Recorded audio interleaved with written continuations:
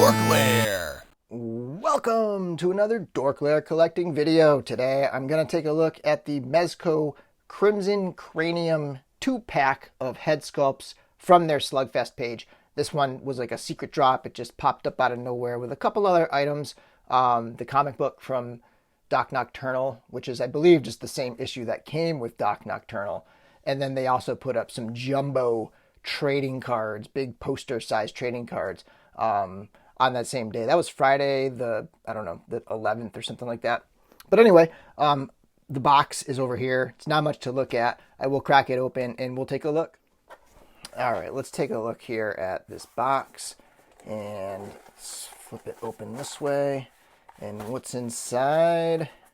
We've got the pack of heads over here, and then we've got just the usual gold Mezit, and then the grub, and then we have the typical Mezco Mondays advertising here. And it's just a regular box that I can use to ship some heads if I paint any heads and sell them or whatever. All right, so here's the package right here.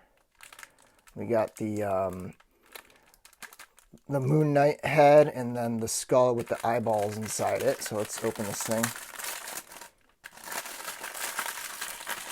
Comes out there. So unfortunately there's no packaging to look at, just the little clamshell. And let me get that open here. All right, let's look at the skull first. Nice matte finish it looks. Nice red matte finish. I believe it's the same sculpt as the bag of skulls, but there's these little eyeballs inside, and those are glossy. So those look pretty cool. So let's put this head right over here for a second, and then we'll get the other head out of here. This one's the highlight to me, the Moon Knight head. I don't have Moon Knight, so I don't have him anymore. I had him at one point, but I ended up selling him. But I do have the head from the Nocturnal kit, and now adding to that the Crimson Cranium that goes with the Crimson Dragon. So yeah, it's pretty cool. So they kind of match up in terms of, like, they both have yellow eyes, golden eyes, but they have a much different shade of red going on here. This one's very crimson.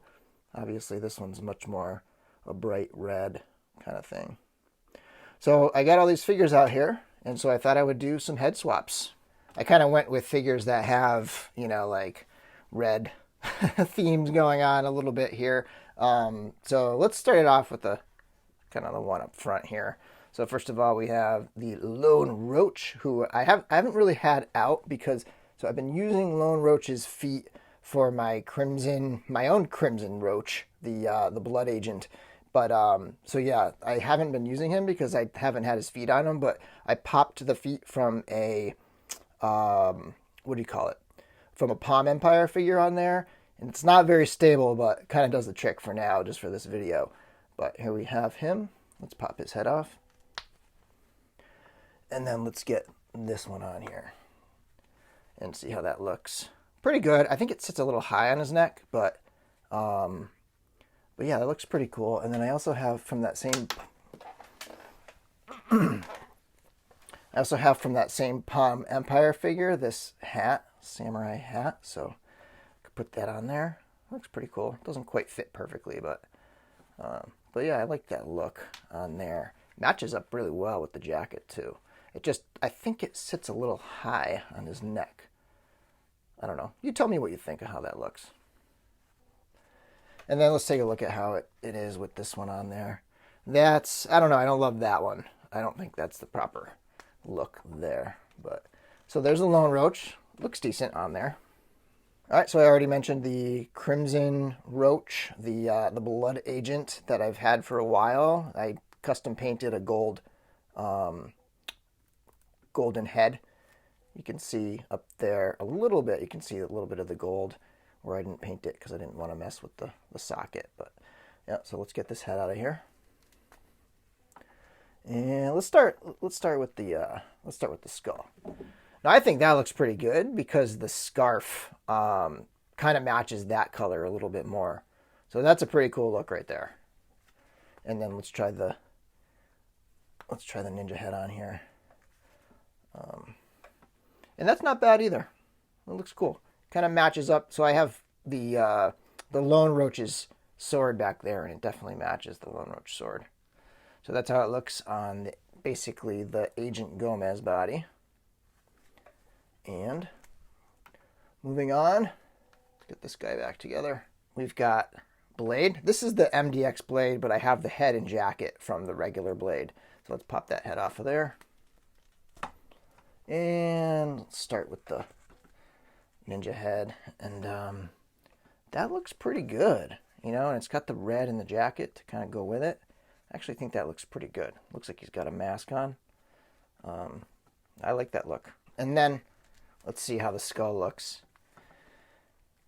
Looks a little too cartoony, I think, for this kind of a looking character, but not too bad.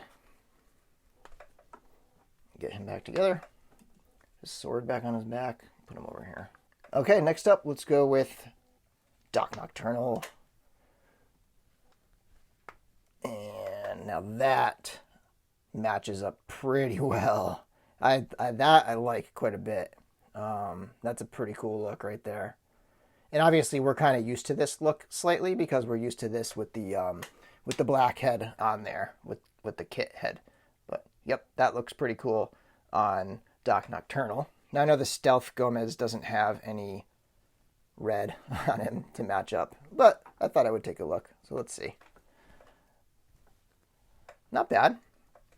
I feel like this head is going to go better with it over here. I think this head looks pretty cool on Stealth. That's the way to go. Maybe even get the one that's actually from the Moon Knight figure, the exclusive Moon Knight figure, and put it on here. I think that would look pretty cool because it doesn't have the cross. But yeah, that's a good look there. Let's see how the skull looks. The skull I like. I kind of like the skull on here. If you just put a little pop of red somewhere else, I think that would look pretty sweet. All right.